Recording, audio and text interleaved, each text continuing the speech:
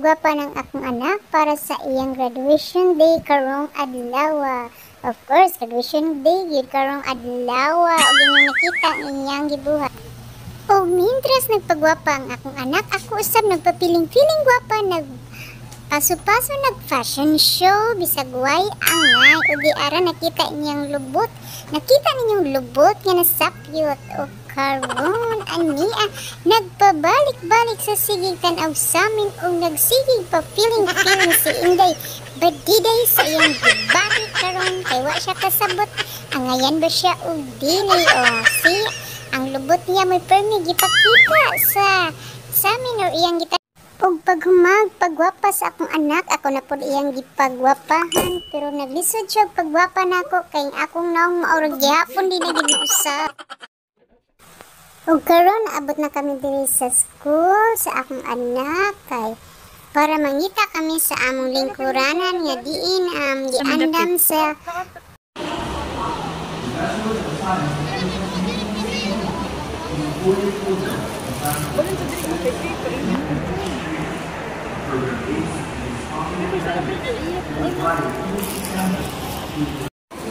og mintras nagpaabot kami kay wala pa mag-start ang ilahang graduation, nagpapiling-piling gwapa nasad si Inday Lian.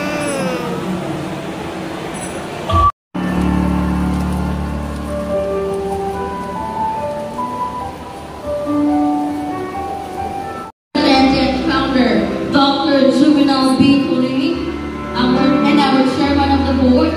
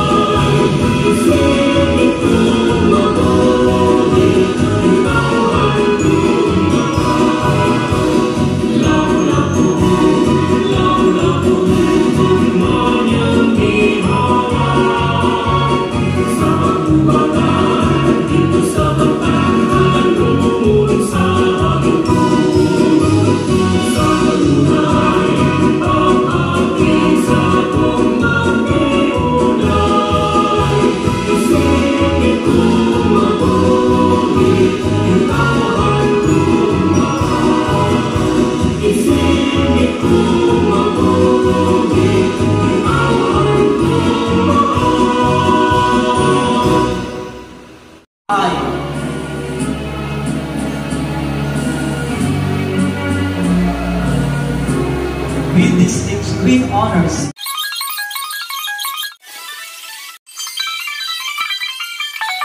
Attention dito dapit. Dito dapit ba? Ito siya na lingkod. Mag-video lang tayo.